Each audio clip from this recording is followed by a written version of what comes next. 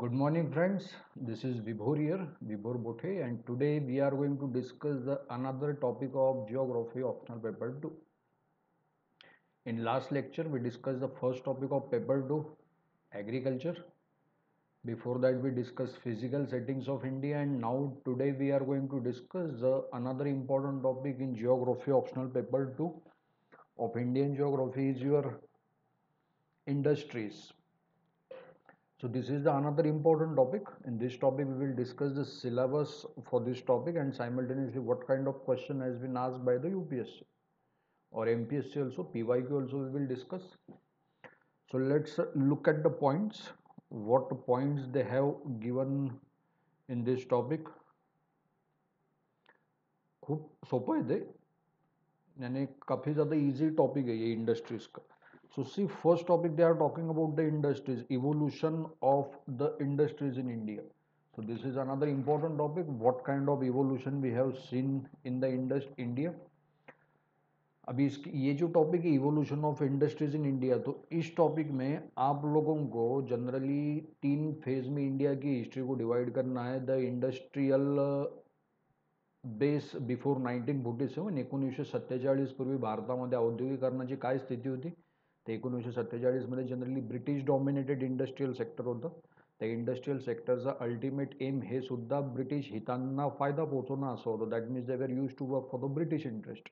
Simultaneously initially ज्या काही आपल्या इंडस्ट्री होत्या, भारतातली सगळ्यात पहिली इंडस्ट्री 1853 मध्ये आय थिंक मुंबईला सुरू झालेली कॉटन इंडस्ट्री.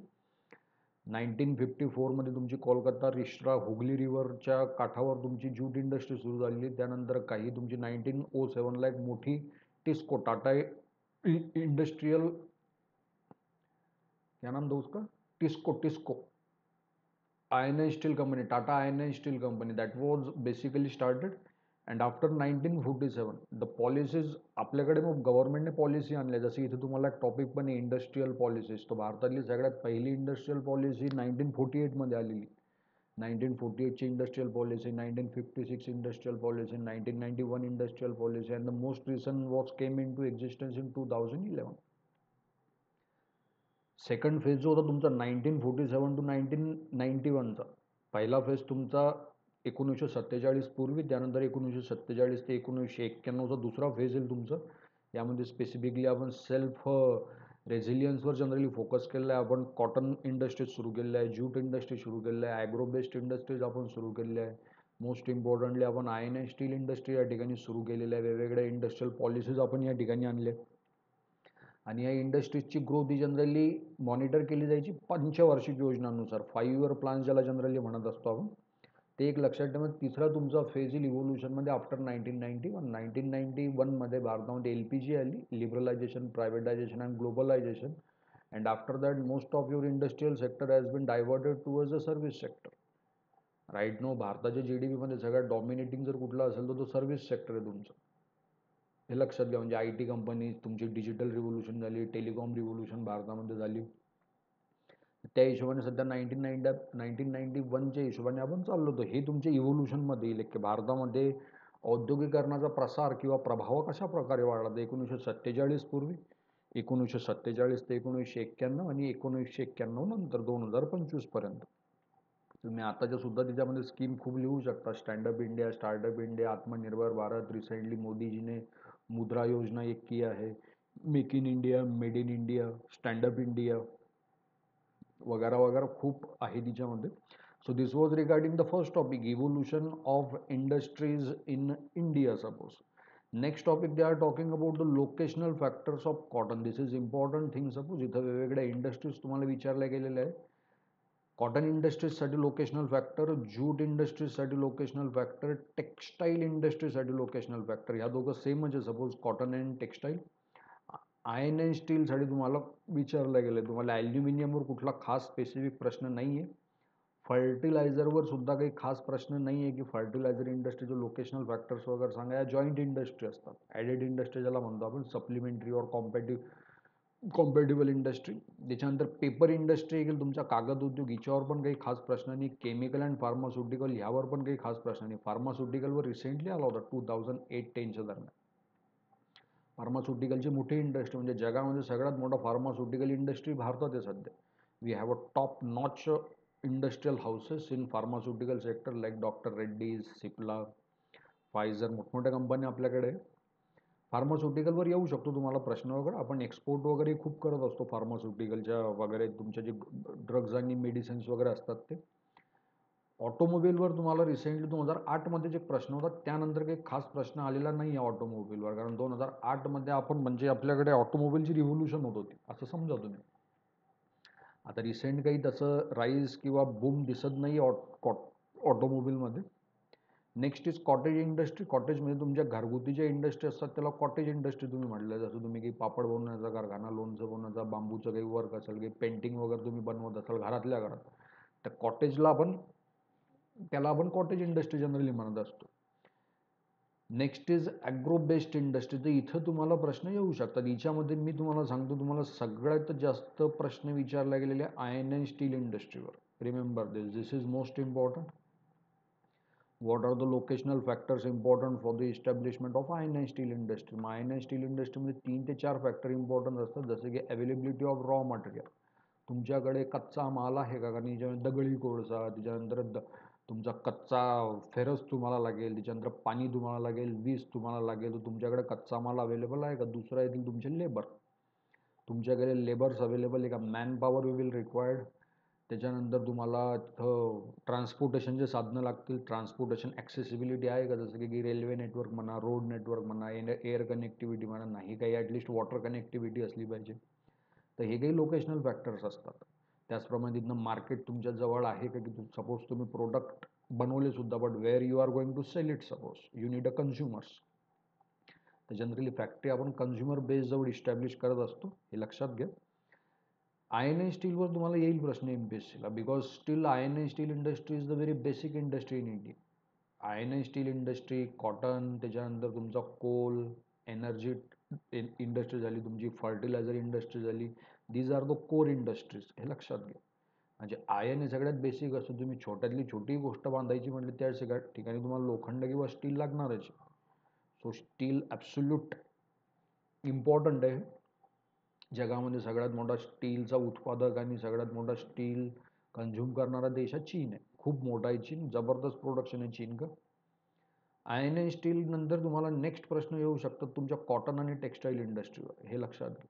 कॉटन आणि टेक्स्टाईलसाठी काय महत्त्वाचं आहे? तर कॉटन आणि टेक्स्टाईलसाठी तुम्हाला परत रॉ मटेरियल म्हणजे तुम्हाला कच्चा माल म्हणजे कापूस त्या ठिकाणी लागेल किंवा कुठलं सूत तुम्हाला लागेल. त्यानंतर दुसरी गोष्ट तुम्हाला लागेल ती वॉटर अवेलेबिलिटी. डाईंग वगैरे तुम्हाला वॉशिंग करावी लागेल, लेबर्स तुम्हाला लागतील, ट्रान्सपोर्टेशन फॅसिलिटीज तुम्हाला लागेल. तुम्ही जर पॉवर लूम ओपन करायची म्हटली तर तुम्हाला त्या ठिकाणी वीज कनेक्शन लागेल. त्याचप्रमाणे सगळं बनवल्यावर तुम्ही मार्केट तुम्हाला एक अवेलेबिलिटी त्याची असली पाहिजे. मार्केटिंग एक व्यवस्थित असली पाहिजे. तर ह्या सगळ्या गोष्टी त्या ठिकाणी महत्त्वाच्या असतात. लोकेशनल फॅक्टर, की एखाद्या कंपनीचं स्थान निर्धारित करण्यासाठी तिथं कुठल्या कुठल्या घटकांची उपलब्धता असली पाहिजे. 3 मेजर घटक येतील. कॅपिटल म्हणजे पैसा, दुसरा ह्युमन इंटेन्सिव्ह म्हणजे त्याच्यात लोक तुम्हाला एंगेज करावं लागतील, तिसरं असेल तुमचं रॉ मटेरियल. हे एक लक्षात ठेवा. ॲल्युमिनियम फर्टिलायझर के ऊपर तिच्यावर काही खास प्रश्न नाही. ऑटोमोबाईलवर रिसेंटली एक प्रश्न आला होता, बघू आपण. आणि काय agro based industries. Agro based इंडस्ट्रीचं ठीकठाक मार्केट आहे भारतामध्ये. ॲग्रो बेस्ड इंडस्ट्री आणि आम्ही फूड प्रोसेसिंग इंडस्ट्रीज वगैरे जर बघत असाल तुम्ही, की ॲग्रिकल्चर उत्पादनांना तुम्ही डिरेक्टली रॉ मटेरियल म्हणून वापरता. जसं कॉटन इंडस्ट्री, टेक्स्टाईल इंडस्ट्री. त्या टेक्स्टाईलमध्ये तुम्ही सूत कातताना कापूस शेतातनं आणला आहे आपण directly. So that is a basic industry. Sugar industry is another most important agro based industry in India. Sugar consumption, शुगरची डिमांड पण खूप आहे इंडियामध्ये. ते एक तुम्ही लक्षात घ्या. त्याच्यानंतर तुम्ही ॲग्रो बेस्ड इंडस्ट्रीमध्ये केस टाकायची झाली तर तुम्ही अमूलची सुद्धा केस स्टडी टाकू शकतात. तिच्यामध्ये ॲनिमल रेअरिंग केलं जातं ॲग्रिकल्चरसोबत आणि त्याच्यापासून तुम्ही अमूलचा खूप मोठा ब्रँड बनवला आहे. पतंजली म्हणून एक रामदेव बाबांचा एक ब्रँड, तो even that Patanjali is completely based on agriculture products. तुम्ही एकदम इम्पॉर्टंट केस स्टडीज वगैरे टाका. So then you will get a maximum marks. Suppose if you are writing the very local answer, you will get a very minimum marks. Remember this in optional. So this is the second topic. Next topic, they are talking about industrial houses and complexes in India. Industrial houses and complexes mean भारतामध्ये कुठले कुठले औद्योगिक घराणे. मग आता सगळ्यात मोठं घराणं म्हटलं तर अंबानी एक आहे, त्याच्यानंतर अदानी एक आहे, पिरामल ग्रुप आहे आपल्याकडं, टाटा ग्रुप आहे, गोदरेज ग्रुप आहे, बिर्ला ग्रुप आहे, त्याच्यानंतर दालमिया ग्रुप आहे, बियानी ग्रुप आहे. असे अनेक इंडस्ट्रियल हाऊसेस आहे आपल्याकडे. तकरीबन 15-20 आहेत ते, 20-25, पण कमीच आहेत. इंडस्ट्रियल हाऊसेस मोठमोठे असले पाहिजे. तुमचा देश मोठा त्यावेळेला होतो जेव्हा देशामध्ये मोठमोठे उद्योगधंदे असते. शेती करण्याचं युग गेलेलं आहे आता. Now it's a time of वाईट ग्लोबलायझेशन. संपूर्ण जग एकमेकाशी कनेक्ट झालं आता इंटरनेट थ्रू, वेब थ्रू असं तुम्ही समजा. त्यामुळे तुमच्या देशामध्ये मोठमोठे उद्योगधंदे पाहिजे. अमेरिकेची तुम्ही जर केस स्टडी घेतली की Y America has become a power house of the world, because America have one of the greatest industries in the world. They have a four important people, the gang of four. They have Amazon, they have a Facebook, they have a SpaceX, they have a Microsoft, they have a Google. These are the basic industries in the world, service industry. India में क्या replacement है Google को? We don't have any replacement, so we are using the American product right now. So that is what the dependability is quite increasing in the current years. सध्या आपल्याकडे आता AIचं model वगैरे चालू आहे, तर तिच्यामध्ये मोठमोठे उद्योगधंदे स्थापित झाले तरच ठीक आहे. Otherwise your country will be completely dependable. Remember, त्याच्यामुळे इंडस्ट्रियल हाऊसेस असले पाहिजे. पब्लिक सेक्टर अंडरटेकिंग, एक तर प्रायव्हेट लोक आहे. फिर मी जेवढ्याही लोकांचे नावं सांगितले, अदानी अंबानी हे सगळे इंडस्ट्रियल हाऊसेस अँड कॉम्प्लेक्सेस आहे तुमचे. आणि त्याच्यानंतर PSU काही येतात. मग PSU म्हणजे पब्लिक सेक्टर अंडरटेकिंग असतील, सरकारी कंपनी, ज्याच्यामध्ये तुमची भेल, सेल, गेल, त्याच्यानंतर तुमच्या थर्मल NTPC एक येते तुमची. त्याच्यानंतर खूप कंपन्या आहे अशा सरकारच्या स्वतः. Railway itself is a government big industry. ITC एक मोठी कंपनी आहे गव्हर्नमेंटची, इंडियन टोबॅको कॉर्पोरेशन. तर इथं काही प्रश्न येणार नाही तुम्हाला इंडस्ट्रियल हाऊसेस वगैरेवर. ते काही असं काही स्पेसिफिकली विचारणार नाही, बट PSU वगैरेवर येऊ शकतो, पण चान्सेस तसे कमी आहे, कारण बाकी topic heavy as compare to this topic. Next is important topic, industrial regionalization, औद्योगिक प्रादेशिकरण. इंडस्ट्रियल रिजनलायझेशन म्हणजे भारत एवढा मोठा देश आहे, परंतु भारतामध्ये औद्योगिकरणाचं जे जाळं आहे ते समानतेने विखुरलेलं आहे की असमानतेने विखुरलेलं आहे. तर भारतामध्ये औद्योगिकरणामध्ये खूप मोठ्या प्रमाणावर तुम्हाला इनइक्वॅलिटी किंवा असमानता दिसून येते. भारतामध्ये सगळ्यात जास्त इंडस्ट्रियलायझेशन हे महाराष्ट्र राज्यामध्ये आहे. आज जर तुम्ही देशाचा GDP पाहिला तर 100 पैकी जवळजवळ 18 ते 20% कंट्रीब्युशन एकट्या महाराष्ट्राचं. हे लक्षात ठेवा. तुमचा जर $4 ट्रिलियन किंवा राईट नाव तुम्ही एक अप्रॉक्सिमेट $5 ट्रिलियन तुम्ही इकॉनॉमी म्हटली, तर त्यापैकी जवळजवळ $1 ट्रिलियन तर आपण पोहोचतो नाही महाराष्ट्र, पण खूप लवकर महाराष्ट्र पोहोचून जाईल. याच कंटेक्समध्ये तुम्ही जर नॉर्थ ईस्टचे स्टेट आहे आपले 7 सिस्टर, त्याचं कंट्रीब्युशन पाहिलं, जम्मू काश्मीरचं कंट्रीब्युशन पाहिलं, त्याच्यानंतर झारखंड, छत्तीसगड, मध्य प्रदेश ह्या राज्यांचं जर कंट्रीब्युशन पाहिलं तर ते खूप कमी आहे. UP सारखं एवढं मोठं राज्य पण औद्योगिकरण खूप कमी आहे त्या ठिकाणी. त्यामुळे मग थोडीशी गरिबी म्हणा किंवा बॅकवर्डनेस म्हणा किंवा अनएम्प्लॉयमेंट म्हणा, या प्रॉब्लेम तुम्हाला दिसत असतात. इंडस्ट्रियल रिजनलायझेशन प्रत्येका राज्याच्या कॅपिटलपर्यंत झालं. आता पहिली केस स्टडी द्यायची म्हणजे तर पहिली केस स्टडी तुमची मुंबई बडोदरा अहमदाबाद बडोदरा रिजन. हे लक्षात घ्या. बडोदरा, अहमदाबाद टू अगेन गांधीनगर, तो हा जो बेल्ट आहे तुमचा, हा बेल्ट पूर्णपणे इंडस्ट्रियलाइज्ड बेल्ट आहे. महाराष्ट्रामध्ये तुम्ही एक्झाम्पल घ्यायचं म्हटलं तर मुंबई पुणे, मुंबई नाशिक, मुंबई औरंगाबाद किंवा मुंबई पुणे नाशिक आणि औरंगाबाद हा एक गोल्डन क्वाड्रिलॅटरल तयार होतो इथं. याला सुवर्ण चतुर्कोन म्हटलं गेलं.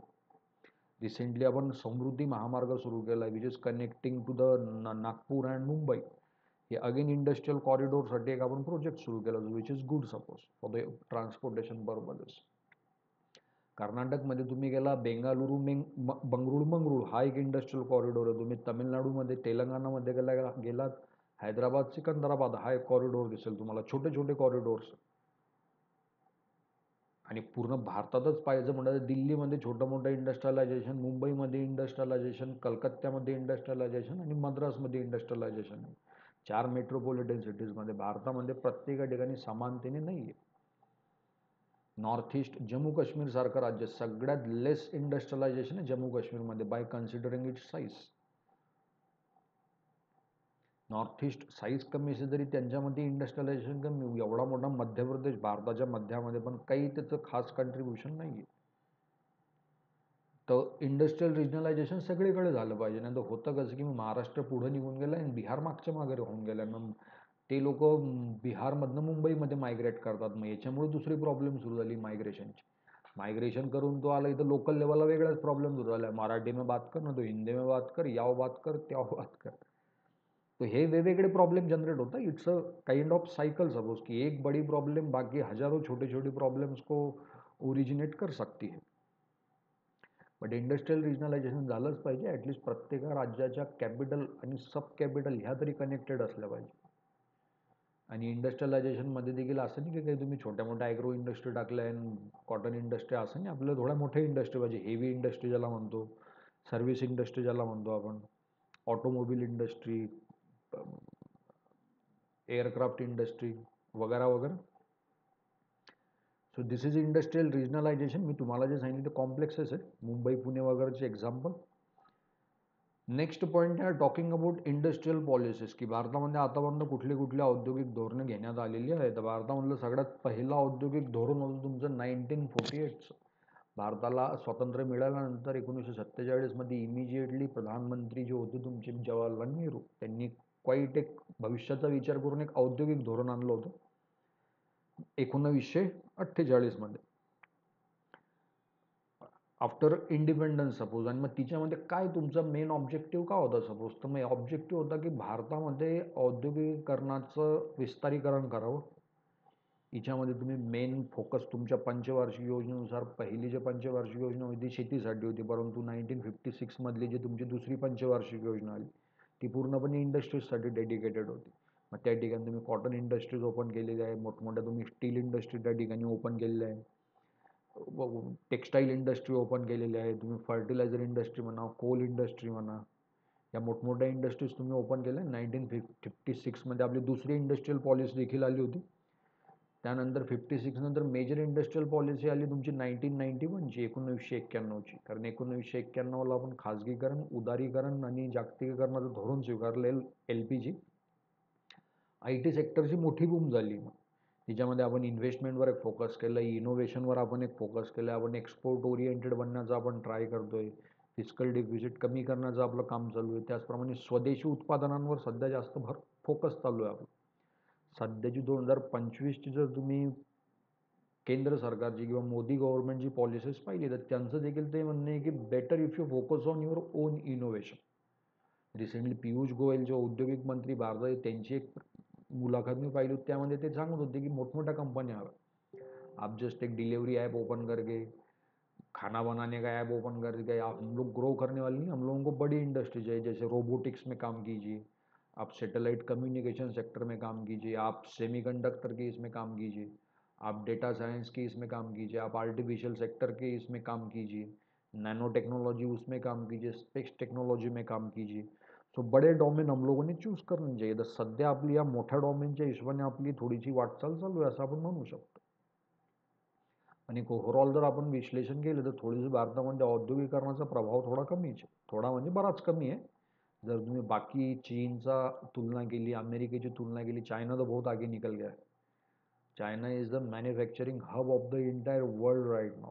आणि जे काही टेरिफ वॉर सध्या चालू आहे अमेरिकेमध्ये आणि चीनमध्ये, तो इतना बड़ा वॉर हो दो ही लोग कर सकते हैं. वो इंडिया जैसे देश की बात नहीं है कि हम लोग भी 200-250% टेरिफ लगा दी, इम्पोर्ट ड्यूटी वगैरह. तो उसमें बात वही है की हम लोग थोडेसे मागे आहे आपण, त्याच्यामुळे आपण काही जास्त हे करू शकत नाही. बट ठीक आहे, तिच्यातनं भारताला लाभ नक्कीच होईल. दोघांचं भांडण तिसऱ्याचा लाभ, तर मग चीन नंतर सगळ्यात मोठा लाभ आपल्याला होण्याची अपेक्षा आहे सध्या येणाऱ्या काळामध्ये. तो या इंडस्ट्रियल पॉलिसी 48ची, 56, 1991, 2011 और अभी का लिख दीजिए अभी क्या है.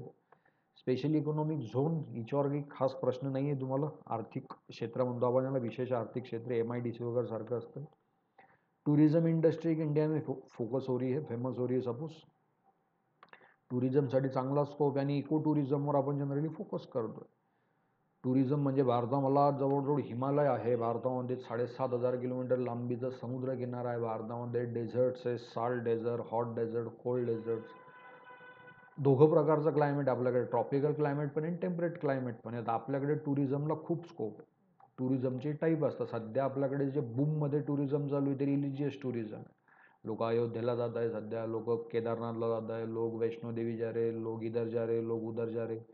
तर मग याला आपण रिलीजियस टुरिझम म्हणू शकतो. कॉरिडोर्स वगैरे मोदीजी बनवा के दे रहे सब तरफ, 4 धाम प्रोजेक्ट चल रहा है. बट इको टुरिझमवर आपण फोकस केलं पाहिजे. इको टुरिझम म्हणजे जसं तुम्ही जंगल सफारी वगैरे करायला गेले, ताडोबामध्ये गेलो आपण, वाघ पाहिला, तर that is the example of eco tourism. तुम्ही एखाद्या जंगलामध्ये गेला आणि त्या ठिकाणी तुम्ही झोपडीमध्ये राहण्याचा आनंद घेतला त्या ट्रायबल लोकांच्या, that is a part of eco tourism. एक ॲग्रो टुरिझम सध्या फेमस झालेलं आहे. सह्याद्री फार्म्स वगैरे तुम्ही ऐकले असतील हे नावं. So these are the example of agro tourism. तो इधर आप लोगों को ये means this is the basic topic of syllabus of your industries. ध्यान में रखिए इसे, इजी है. करंट का टॉपिक है ये, आप लोग बेसिक एनसीईआरटी में दिया है वैसे सबका सब, बट इसके लिए आप लोगों को चाहिए होंगे तो आप नोट्स वगैरह पढ़ते रहिए. इतना कुछ इसमें कठिन है नहीं काम. So it's quite easy.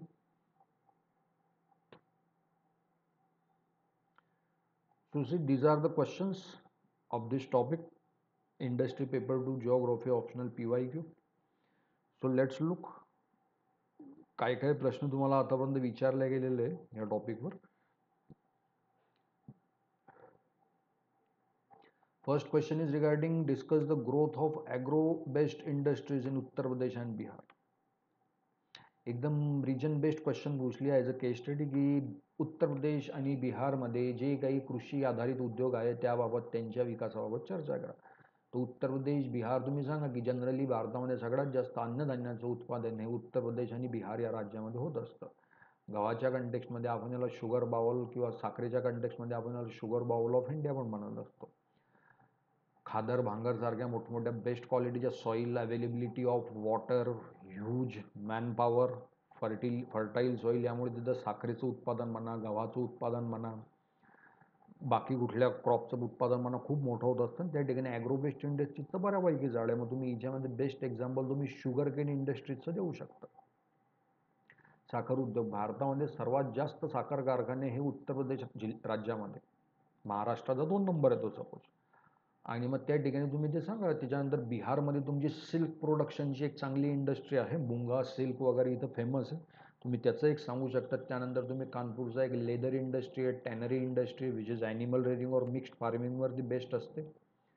Kannauj म्हणून एक फेमस आहे, Kannauj is famous for its इत्तर, GI टॅग आहे त्याला, तर ती पण एक ॲग्रो बेस्ड इंडस्ट्री आहे.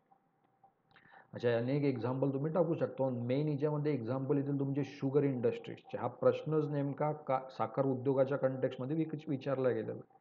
साखर उद्योग तिथं कुठं लोकेटेड आहे, मध्ये साखर उद्योगांचे स्वतःचे काय प्रॉब्लेम आहे तुम्ही सांगा. की या साखर उद्योगांचा जनरली क्रशिंग सीझन नॉर्थमध्ये कमी असतो, सीझनल उद्योग असतो, हंगामी असतं. साखर कारखाने काही पूर्ण वर्षभर चालत नसतात, ते एक जास्तीत जास्त 5 ते 6 महिने चालत असतात. त्यानंतर quality of raw material, quantity of raw material, गव्हर्नमेंटचं जे काही एक्सपोर्ट इम्पोर्ट पॉलिसी असतात त्या देखील इफेक्ट करत असतात.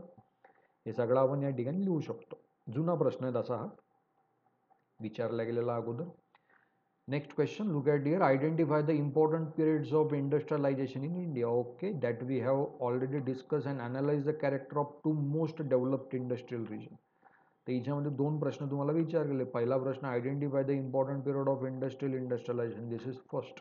त्याच्यामध्ये तुम्ही सांगा की भारतामध्ये औद्योगिकरण होण्याचे 3 मुख्य कालखंड आपल्याला दिसून येतात. 1947 पूर्वीचा, त्या ठिकाणी जनरली अनेक उद्योगधंदे हे ब्रिटिशांनी भारतामध्ये आणले होते. त्या उद्योगधंद्यांचं इंटेन्शन पण ब्रिटिशांना फायदा पोहोचवणं असं होतं. त्यामध्ये सिमेंटचे उद्योग म्हणा, स्टील उद्योग म्हणा, रेल्वे हा मोठा उद्योग होता. आणि भारतीयांकडनं सुरू केलेले मग त्या ठिकाणी कॉटन इंडस्ट्री होती, टेक्स्टाईल इंडस्ट्री होती, त्यानंतर ज्यूट इंडस्ट्री होती, काही एक बेंगॉल केमिकल नावाची आपण एक केमिकल इंडस्ट्री ओपन केली होती. फर्स्ट फार्मास्युटिकल इंडस्ट्री, PC रे, प्रफुल्लचंद्र रे, कलकत्त्यामध्ये केमिस्ट होते हे. ह्या काही इंडस्ट्री वगैरे आपण सुरू केलं होत्या, बेंगॉल केमिकल वगैरे.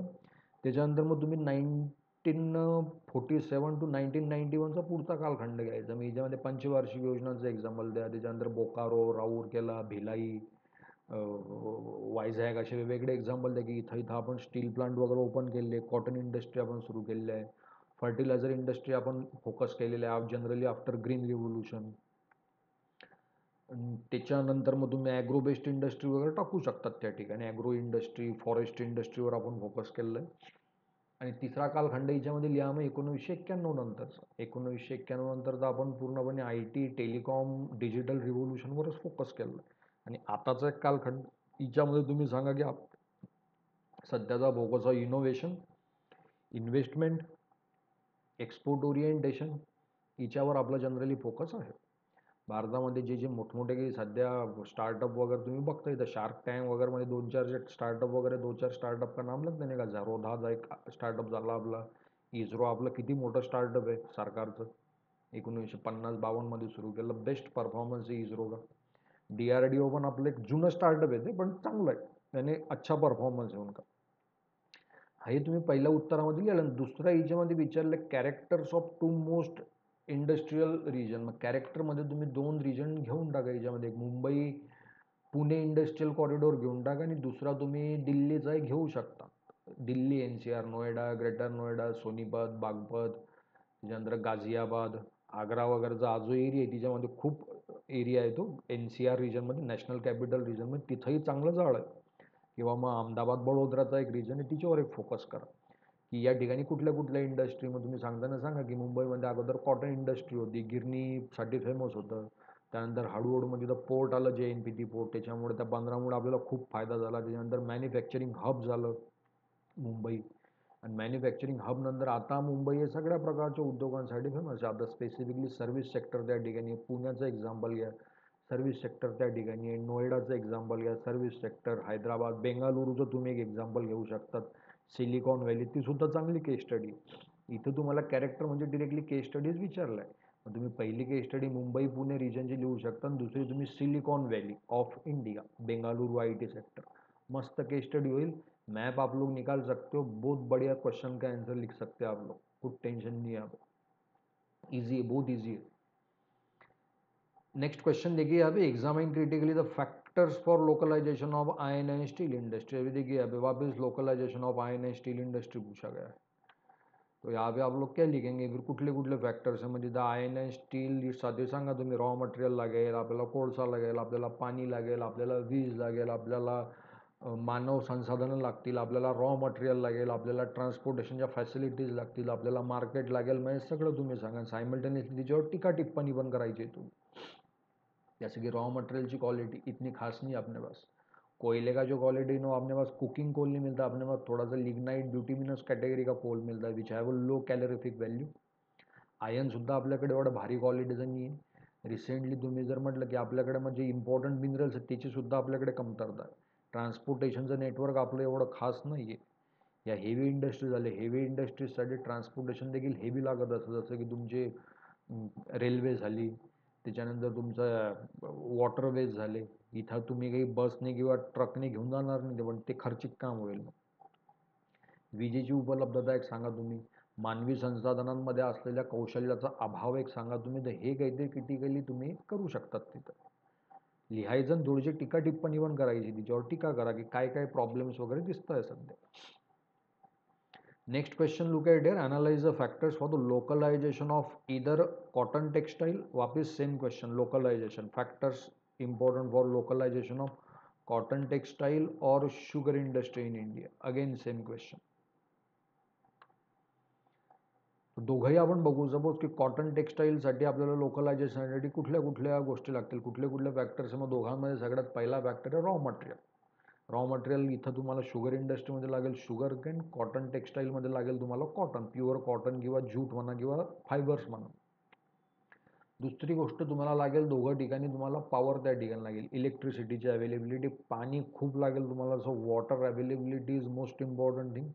त्याच्यानंतर again transportation network, again availability of power और electricity, again nearness of market, skillful managerial expert people, ह्या सगळ्या गोष्टी लागतील तिच्यामध्ये. NCERT मध्ये दिलेलं आहे, 7th स्टँडर्ड NCERT भैया, उसमें फोटो के साथ दिया है पूरा का पूरा 7th standard NCERT. and extra information you can get it from the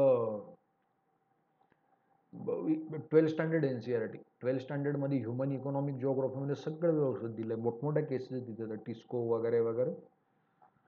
so हे लक्षात ठेवा तुम्ही, इझी आहे. NCERT वगैरे मध्ये दिलेलं आहे, तिथनं वाचून घ्यायचं, मॅप्स वगैरे बघून घ्यायची तिथनं, और राइटिंग के ऊपर मैक्सिमम फोकस कीजिए. Next question look at here, discuss the growth location and distribution of iron and steel industry. बघा किती प्रश्न तुम्हाला आयर्न अँड स्टील इंडस्ट्री. मी तर तेच सांगतो तुम्हाला, एवढा इंडस्ट्री आहे की मॅक्झिमम 50 ते 60% चान्सेस आहेत तुम्हाला आयर्न अँड स्टील इंडस्ट्रीवर प्रश्न असेल MPSCला ऑप्शनल.